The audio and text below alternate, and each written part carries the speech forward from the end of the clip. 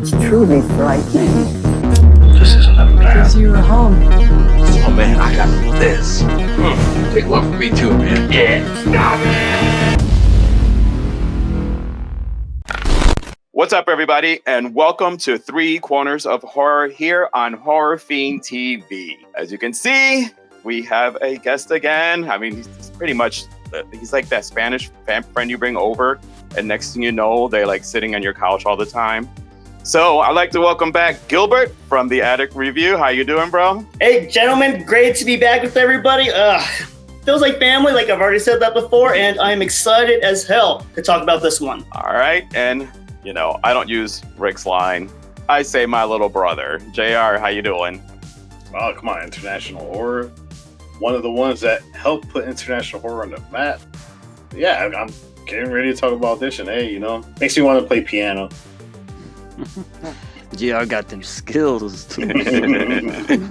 And Rick has recovered and made it for tonight's show. I'm very glad. Rick, how you feeling? How you doing, bro? What up, what up? Ricky Grimes is back, son. I made it. So yeah, man, this is a movie I really wanted to talk about. So I made sure I took my vitamins, said my prayers, and hulked up. I am back. So let's go. And in this episode, we are going to be doing a retro review of Audition, which was released in 1999. It is directed by Takashi Miike. It stars Ryo Ishibashi as Shigeharu, Ihi Shia as Asami, Jun Kunimura as Yasuhisa. A widower takes an offer to screen girls at a special audition arranged for him by his friend to find a new wife. One he fancies is not who she appears to be after all. All right, guys. So yeah, I'm definitely looking forward to hearing what you guys have to say on this one. You know, I'm gonna go to Gilbert first. You know, like obviously this movie came out 25 years ago. When did you see it? And you know, why has it stood out all these 25 years for you? Geez, okay, so I'm trying to think. I first heard about this, not from like any horror site or anything. I was commenting a lot on this MMA site called Bloody Elbow, and I'm being a nuisance on there, and someone brings up Audition and the sound that she makes, and I was like, I've got to hear this sound. So that's what stands out. She's making that little kitty, kitty, kitty, kitty, kitty at the end with those needles. I was like, what are they talking about? Oh my God, that's what they're talking about. And someone mentioned something about piano stuff earlier. Oh my God, that wire saw. That's what stands out to me is the brutality and at the same time, the beautiful loneliness of this. Because I guess this was based off of like a novel that came out in 97. And the company that made Ring was like, hey, we want another banger, make one. And goddamn, they made one with this. And what stands out is just the runtime. I was like, holy crap, this is 2 hours. And it's kind of a slow burn, but not really, because we are just hit with all this beautiful, deranged imagery while this guy's looking for love and meets this complete psychopath. She's beautiful. She's haunting. She's harrowing. I love her. If my ex or my girlfriend ain't like that, I don't want it. It's a terrifying movie. What stood out was just like, she's this beautiful flower with razors for thorns. And when she shows those true colors, it was petrifying because a lot of people, the critics were on both sides saying that this might have been too misogynistic. And some critics were like, it's the opposite. Now guys are getting a taste like, oh my God, this pretty thing here can be the ultimate horrible demise of me. So that's what stands out. I mean, in that 10 minutes of uninterrupted torture at the end, you can see this laid the blueprint later on for people like Eli Roth, the Soska sisters, stuff like that. And even Quentin was like, this is just absolutely brilliant. Rob Zombie was like, whoa, take it easy. So yeah, I get a little shaky talking about this movie. It's scary. It messes with your head, your tum-tum, just my eyes and my mind just suffered through this movie. It's beautiful. That's what I got to say about it. I think I watched this like 3 years after it came out. And it was, if I recollect it was actually having a conversation with Rick's brother, because I think he's the one that mentioned Audition on one of our late nights going over there and basically watching crazy movies. Because that's where I heard Audition from. So for me, I agree with Gilbert. This movie is beautifully done. And then when you finish watching, you're like, all right, so this is what happens when you basically mess with the wrong person for the wrong reasons. Even though he generally did care for her, but for me, this movie has a lot of visual, like cinematography. It's just amazing. Like I mean, come on, the famous scene is her slumped down with the body bag right behind her, and that scene with the phone rings and it goes from like depression to smile.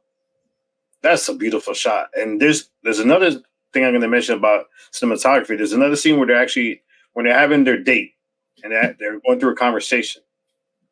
And I don't know if you guys picked this up. So they're in one restaurant, and when she starts deep diving into a little bit of her backstory, it transitions to another restaurant. So it did a time jump without you even realizing that it did the time jump, where they're already on their next date, and they're in even a fancier restaurant, because the first one looked like a small coffee shop, and they went into a high class restaurant. But for me, yeah, I mean, this movie's done. I mean, she did a hell of a job in this film because she played two different characters. The sweet, innocent one, who at the same time was scary with her freaking lines, which we'll talk about later. But for me, yeah, this movie was beautifully done. It was a case of innocence turned into pure, demented, just horror. But yeah, I mean, let's talk more pianos. All right, my brother Rick, what you got to say? Before I get started, G, I want to just piggyback off of you for a second. When you mentioned the transitions and whatnot, one transition I loved when they were both in bed, and then it transitions so he was by himself and she was already gone. You couldn't even tell. It was seamless, beautiful. And you mentioned the bag. When the phone rang and then the bag just jumped, that was a jump scare without even trying to be like a jump scare in your face. That's how a jump scare is done. But this film, I saw this, you're right, my brother and me, I got a Fangoria collection. I bought all the magazines at the time. So that's where I first heard of this film. And this is way pre-internet. And everything was printed media back in the day. I say back in around 2004 around there, I was working at GameStop. And we used to take trade-ins. And somebody had traded in the actual DVD. And I was like, holy shit, I'm buying it. So, of course, I put it to the side. And I bought it with my discount. And I took it home. And I went to my brother, dude, check it out, I got it, I can't believe it, because we couldn't find it anywhere. It wasn't like, you could order online or anything like that. So popped it in, and this film was something else, man. One thing I loved about it, it was the contrast between like the first half of the film and the latter half of the film. The first half of the film was more like a family drama in a sense. And I know Gilbert mentioned a slow burn, and I'm always mentioning slow burns too, but this is the one film I will say, to me, it didn't even feel like a slow burn because I was so invested. Every scene that transitioned from one to the other was never wasted. It never felt like there was no filler. It is 2 hours, but it wasn't like an egregious 2 hours. Everything mattered in this film. The fact that they kept giving you like kind of clues as to Asami's background, like they kept giving you like little breadcrumbs telling you, no, there's something wrong with her. But you look at her, and even the way she spoke and everything, until they start showing her by that phone, then you're like, all right, yeah, there's something definitely wrong with her. And what I loved about this film is they didn't give you all the gore right away, right? Even the gore that's in it, it wasn't like completely over the top and in your face. It was perfect because when it hit you and you already spent time with these main characters, or at least our main protagonist, when he was getting like his foot chopped off, for example, you felt it. You know what I'm saying? And like I mentioned, the first half was so calm, beautiful movie to look at. The acting between all of the characters. I love the relationship between the father and son. That was great. And the moment she pukes into the fucking dog bowl and feeds it to that guy missing the body parts, when he kept like asking for a meal and he slurped that shit up, bro. That's when I was like, okay, this film is on another level. Because if you know the director, Takashi is like, he is insane. So if you're watching this movie without knowing anything, like, wow, this guy really made a toned down film. Until that later half. I think that contrast, beautifully done, man. That is what makes this film, to me, a fucking classic. I've got a confession. I thought I saw this movie a while ago, and it turns out my memories of the movie were on Eli Roth's horror countdown where they discuss the movie and the scenes. So when I was watching the movie the other day, I'm like, I've never seen this fucking movie. I don't know what is going on. What it was like, I literally, as I'm putting in my head, I'm like, I've never seen this movie. So it was actually a first watch for me. And yes, it was a little long. I think if I didn't have watched on Tubi and I could have just seen it straight through, it wouldn't have felt as long. But the runtime, you know, so long as you can keep enthralled, it had a good story. You know, I never looked at Shigaru. I never looked at him as a villain. You know, he wasn't an antagonist in it. You know, though it was painting like, because he had his ulterior motive to find a wife. You know, he's been raising his son for 7 years now. And, you know, son's like, all right, Dad, you know, I can take care of myself now. It's time for you to go meet somebody. You know, yes, the premise of the audition, you know, to meet a wife, it's a little sketchy. I mean, it's kind of like, I don't know, that's that like trafficking type of shit, you know? So that was like the only part. And of course, you know, where everything is kind of going on more now. And I like that he called that out, though. He said it. He's like, this feels criminal. It is. I mean, because it is. Yes. I'm glad they added that in there. So, yes. And his friend, you know, what I liked about his friends, you know, his spider senses went off quick.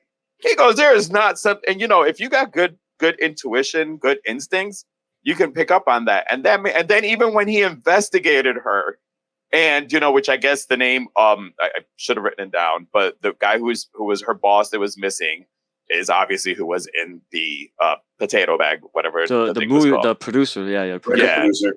So he still didn't listen. You know, it's like, all right, bro, there's red flags. Like at this point, like they're not passing by you. They're literally smacking you in the face. Like, and you're still going after it.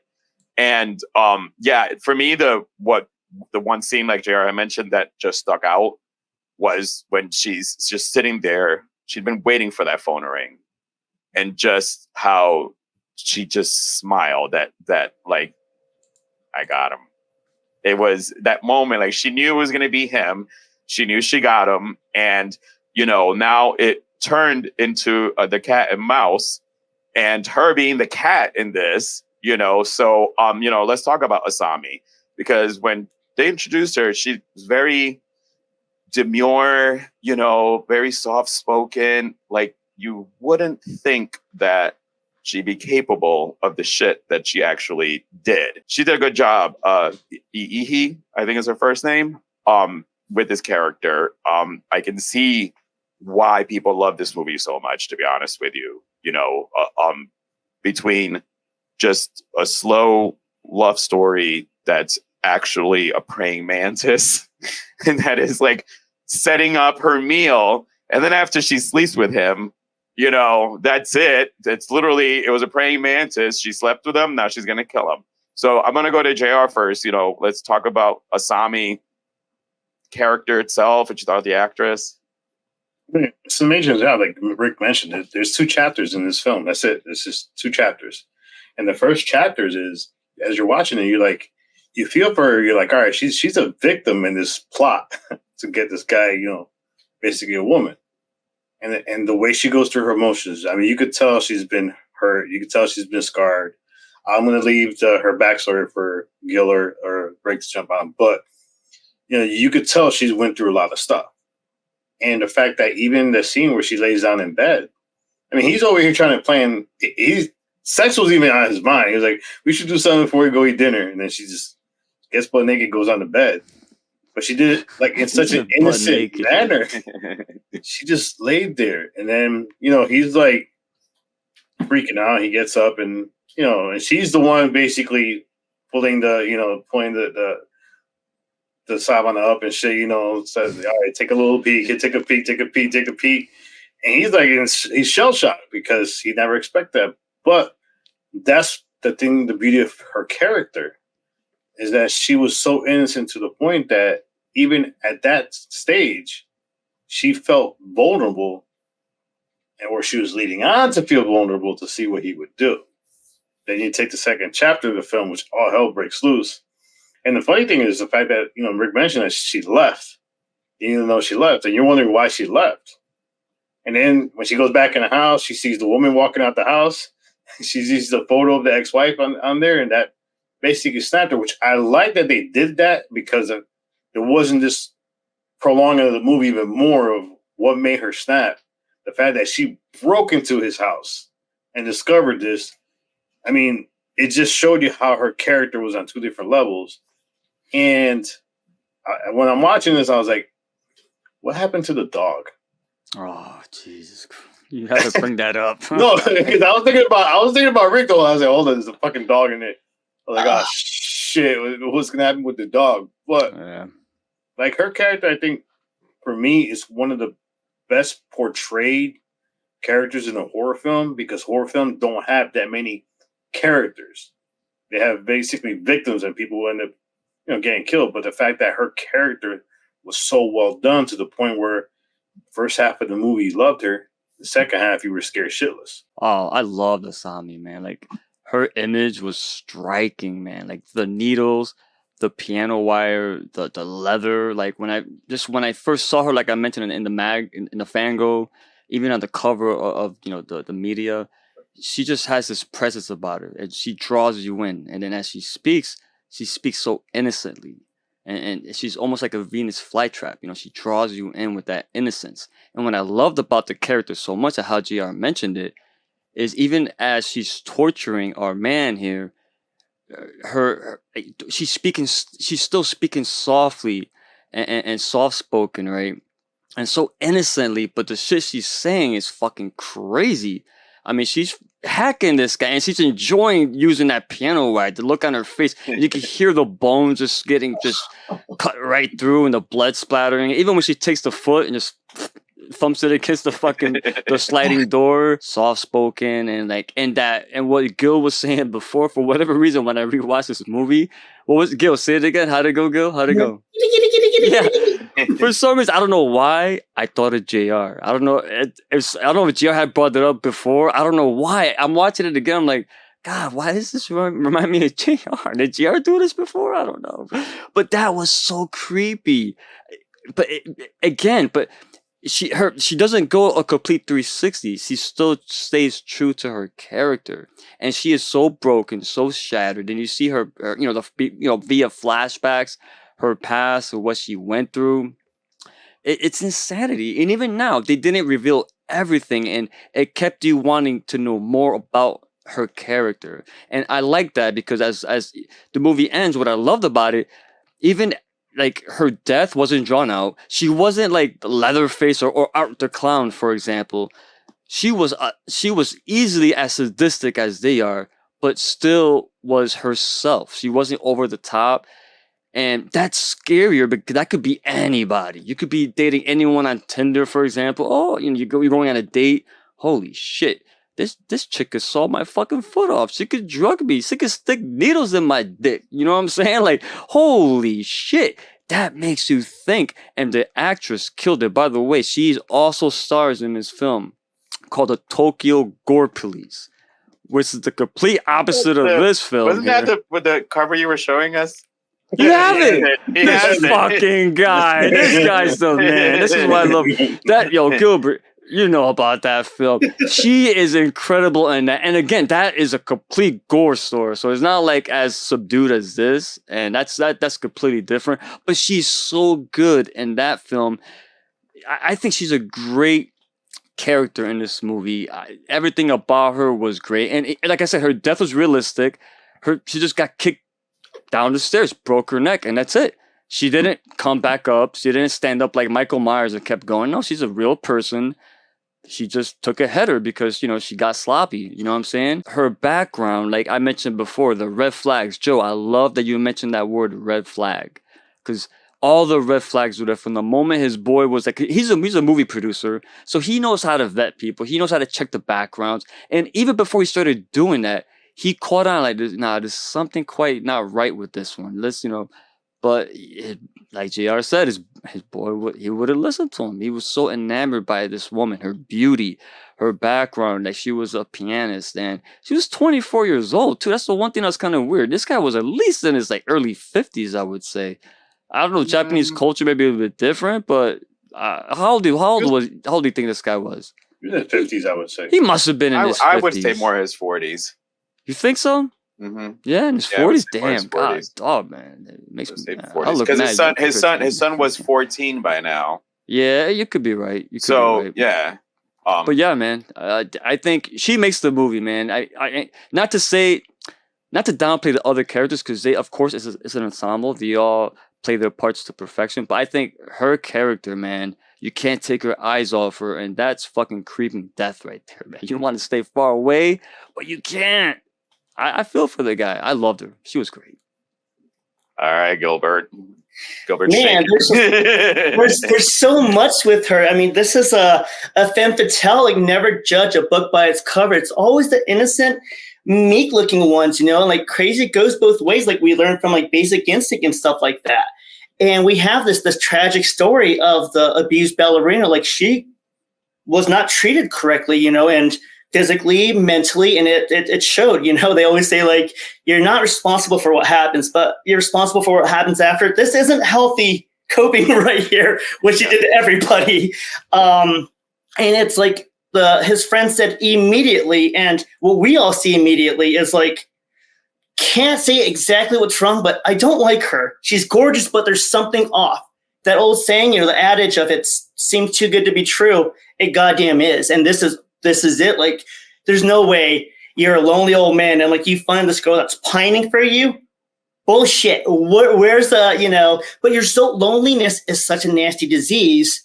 You're willing to overlook all these flags. You are so lonely to the point where your son's like, get yourself up, bro. Go get yourself a girl. Like, oh, I guess I should.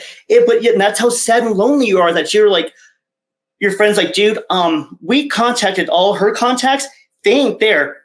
It's all good. I love her, bro. That's just that's an awful thing. And we didn't know this, but she was a predator posing as a house pet completely. And the way she sits in the phone, yes, I mean, it's menacing. The way she has that little smirk and she looks up. But I think it's even more unsettling that she was sitting there for 4 goddamn days. What's in the bag? What's in the bag? Moving. Yeah, what's in the bag? The bag wasn't there, but like, she's just sitting there for 4 days. The patience of Job, you're just sitting there. That's not right. And again, the friend said it too. She's a woman that's beautiful, obedient, classy. It's unheard of that she doesn't have boyfriends. Unheard of. There's no way this is happening. I guess I'm here to change her. She has daddy issues or ballerina teacher issues. I don't know. But you pay for it at the end, and that's the frightening thing. Like we said, you don't think that she's the psycho that we see portrayed in other stuff as dangerous. So when she's going to town, and I'm saying like that novel that is based off of, they're saying what she did to the dog was terrible. Don't read what she did. It's bad. What she was doing to him, also, it was a lot worse what she was doing to him. Her end was a little different because of how things were playing out. She is way worse in the novel. Oh my God. And what happened to her was equally awful. So you understand the monster that's created, but it's like, she's just, I love saying this word for her. She's harrowing. The Japanese, white is symbolized with death a lot. So she's almost always exclusively wearing white to look like that. And it's just a beautiful movie. I'm just, man, it's just seeing that 10 pounds of crazy in a 5-pound little bag. That's her. It's wondrous. It's terrifying. That's why I'm still single. I ain't going out like that.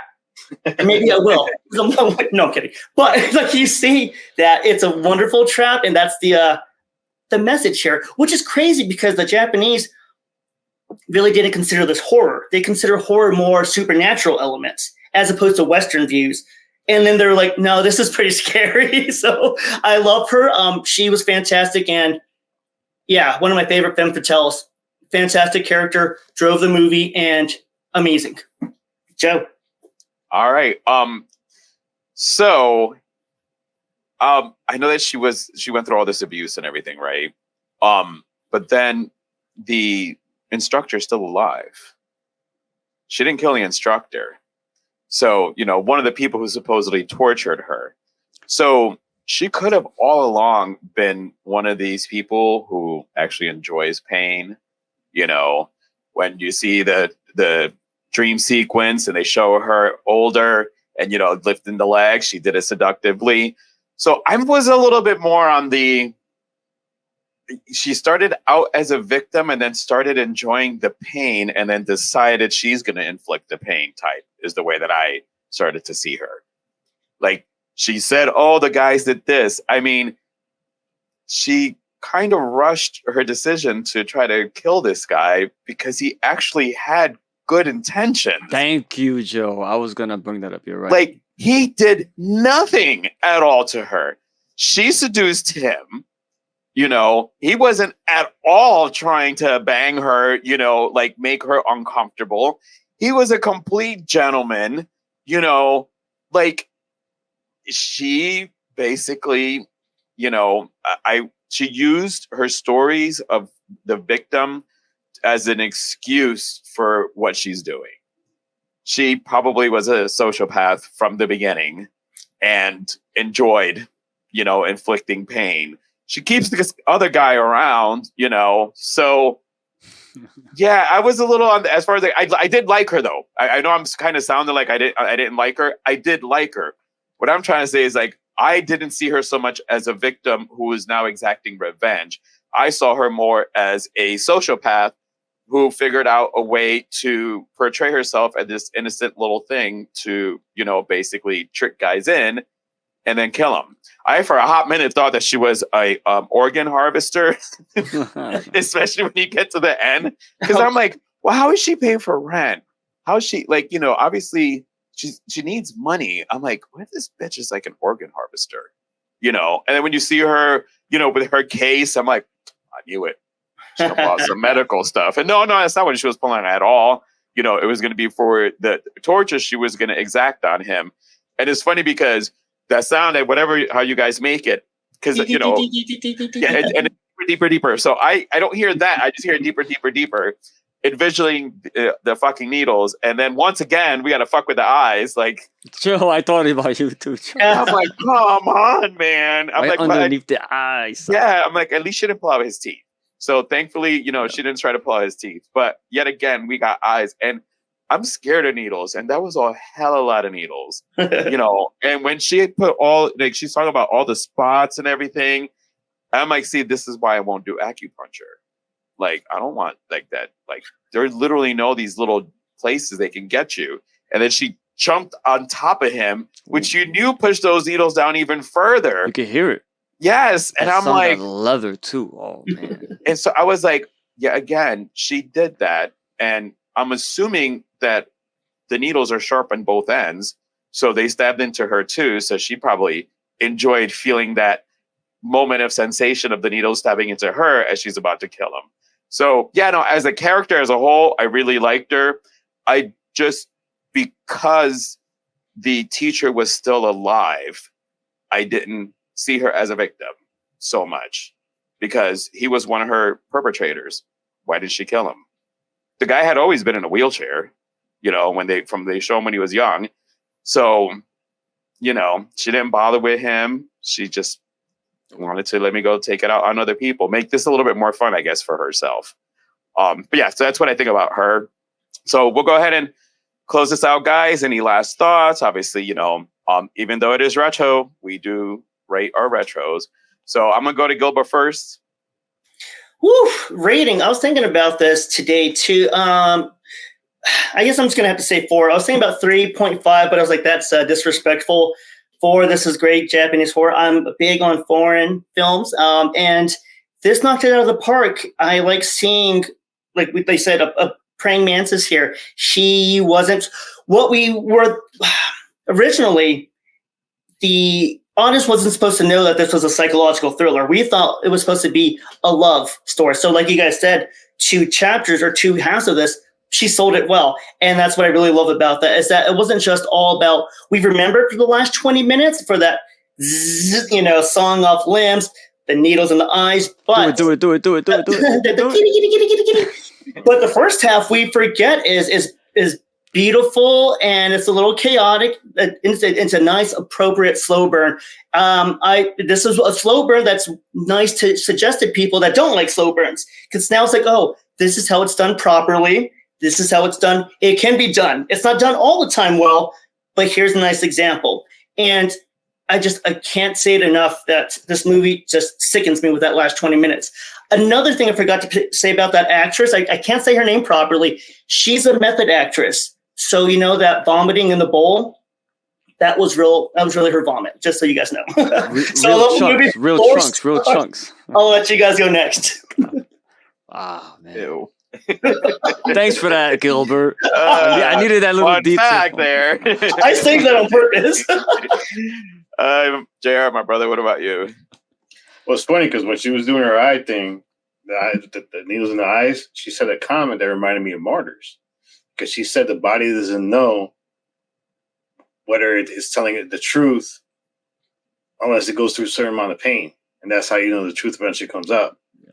And that was the premise of Martyrs, to be honest. It was like, you know, torture the person until they reach this plateau of they can't take any more pain and they're enlightened. But there's another thing, too, is you got to remember when they were in the restaurant, she knew he lied about the whole premise of the audition because she said it.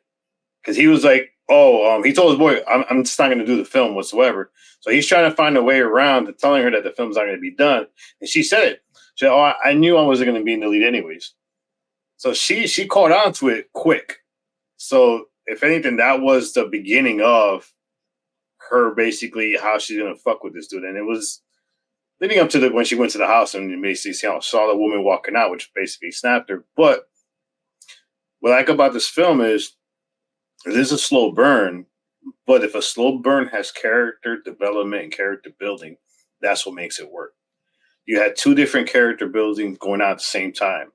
You had you could say the guy who got convinced to do this little scam, which he felt bad for, genuinely cared for her, versus the woman who went through hell. But remember, you don't really know if she killed the dude because there was a scene where she was cutting his head off. The guy in the wheelchair. So I was going to ask about that. Was that more like a fantasy, that's or what did that really happen? That was the dream sequence. You don't know if it happened or not, though. Because the only reason I could see where she kept him alive is, well, he can't really go to the police because he fucks himself. Because all the secrets that she'll spew will end up going to jail, which is even probably worse for him. So she had him basically. He was a product of this is what I did to him. You're going to live the rest of your life this way because you can't say anything. You can't go to the police. So now suffer the rest of your life. Yeah. But at the same time, it's like her character was so good because, and I agree with Rick, I'm glad they killed her off at the end because this is not a film that needed a sequel. This is a one-shotter. I agree with Rick. When she grabbed his foot and threw it against the freaking thing, I laughed. That was hysterical for me. So nonchalantly too, like and she just threw it, and the way it just hit, and the cinematography once again, you're seeing this shot from the outside looking in. Yeah. And I love that. But yeah, I'll be honest because I love this movie from the get-go. I love the characters. For me, this is still a 5 because you watch it now, it still holds the test of time. It's still a movie that leaves you uncomfortable and a movie that you'll probably watch again because you'll want to see if there's something you missed. This is a movie that you'll purposely watch again to see if there's something you missed in the story that helps you explain even some of the dream sequences, exactly what was happening. Because I did like the fact that you were going back and forth through those dream sequences because those dream sequences were happening when he was in pain or he was basically had her on his mind the whole time. He would go through his dream sequences, which kind of showed you how even he's going a little mad thinking about it. He was drugged too. Yeah. But 5 for me. Yeah. All right. My beer brother, Rick? Yeah, one thing I wanted to bring up too, because I think the reason why they show like within those flashbacks or dream sequences when she decapitated the guy in the wheelchair with the piano wire, that was definitely a setup. So when she pulls out that wire later on for the foot, you're like, oh no, you know what's coming. So I think that they placed that in there perfectly. And I think that's the one thing with this film is everything builds to something else. It's a long movie and I hate long movies, but like I mentioned before, it's constantly building, giving you pieces of the puzzle. When he goes to that bar that's run down, that's been closed for a few years because of that murder, they said there was an extra tongue, ear, and 3 fingers. And then when you saw that other guy in the bag, those are his body parts. So everything makes sense within the film. Even like when she's about to kill his son and he wakes up and he thinks it was a nightmare. He checks his foot. He's like, oh, he wakes up and all of a sudden, no. He's just hallucinating. He gets now he's back into reality and his son is fighting for his life. And I like all that. At first I was like, oh no, you don't tell me that was all a dream. Like what? But then when they brought it back, oh, okay, I see where they're going with this. There is no wasted second in this movie. This movie to me, it's a 5 for me as well, JR, and Joe and Gil, because there is no wasted moments to me. There's no filler. I can't find nothing wrong with this movie. I love the relationship between the father and the son. I just well acted. The way that his father was talking about when his son brought his little girlfriend over and he's like, giving him a thumbs up. That was very wholesome. You know what I mean? And this movie needed something like that, some levity to prepare you for what's, the nightmare fuel that's coming up. So when he's getting tortured, you feel for the guy because like you guys mentioned, yes, he deceived this woman, but it was his friend's idea. He was apprehensive to go through with it, but he went through with it. And he did kind of, tell her what was going on, but he didn't because he didn't say the real reason. He just said the movie's it ain't getting made. You know what I'm saying? So, and again, he felt bad for doing that. And you could tell he wasn't just trying to fool her. He wasn't trying to get her just for sex or nothing like that. She broke in, saw the picture of his wife. She probably thinks she's still in the picture, and like you say, he saw his maid or the nanny or whatever she was, the housemaid.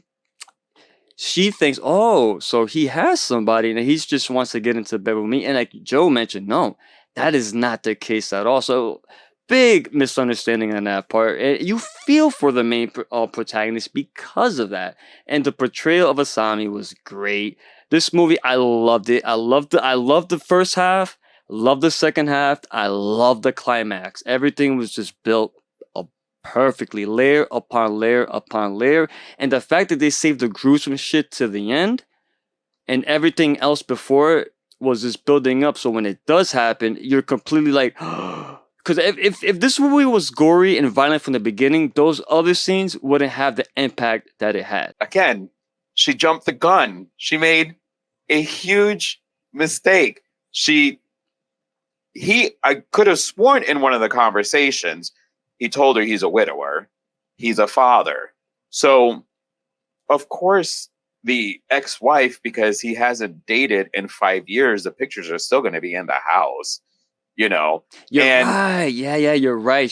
Because she was like, I want you to only love me. Not even your own son. Don't love him. Love only me. Yeah, good shout. So, and again, she saw the maid, and no shade to the maid, but she doesn't look like the kind of guy that, she doesn't look like the kind of woman that he'd be banging because, he wants to be with somebody younger. I'll fuck her. So like, that was like my only thing is that, this guy, yes, it all started with, a fallacy, that they were doing an audition for a movie is for him to meet a woman. He himself didn't feel right about it. Right from the start, the guy never had a bad intention in it all, and when she's sitting there cutting him, she's like, oh, you and your friend do these auditions so you can call the girls. She made up so many things in her head without giving this guy at all, who's probably been one of the nicer ones, unless she was lying when she said he's been one of the nicer ones, giving him an opportunity. No, she quickly jumped to well, he's a cheating asshole just like everybody else. We're going to go ahead and cut his legs off. I'm going to fuck him up. So that's where, like I said, where my 4 comes from. Just because I just kind of felt that he didn't deserve it, and he had been honest from her. And then the fact that because when he chose his son over her, like you guys said, oh, see, so you're not going to love me over him. She paints these scenarios these impossible situations that she puts the guys in, so then she can give herself a reason for why she wants to mutilate and kill, when she probably really just wants to mutilate and kill from the first part. It was an enjoyable first watch for me. Definitely one that I would watch again when it's available on a streamer that doesn't have commercials, so that way I can shorten down my watch time. It is on Screenbox. If you have Screenbox, Screenbox, it's currently streaming on Screenbox. But if you can find it, And buy it's that also physical on media. DVD. Buy or the if physical you own- media. Yeah, I don't have the copy, but eventually I'll have to. Me add and that Gil one got the too. same copy. Me too. I'm glad you liked it, Joe. I did. No, I'm glad, man. Makes me I I knew you would. I knew you would. once my brain processed that you're actually watching this for the first time, now you have to really start paying attention, because I'm trying to pull from my head. I don't remember any of this shit. You know, it's because you never saw it. Gilbert, thank you for joining us. You'll be seeing him again soon. Don't you worry. Thank you. And- for the invite. You know, unless we have some technical issues, actually, this episode will be dropping on the 1st. The 25th, actually, anniversary is the 2nd. So, if you didn't, well, actually, if you're watching the episode, you must have seen the movie. You weren't like me, so, and that's okay. But make sure to hit the subscribe, hit follow for the updates. You know, my brothers, everyone, thank you once again for, joining us and doing these retros, just so we can remind everybody of these great older movies, which open the doors for everything else. So until next time, ta-ta for now.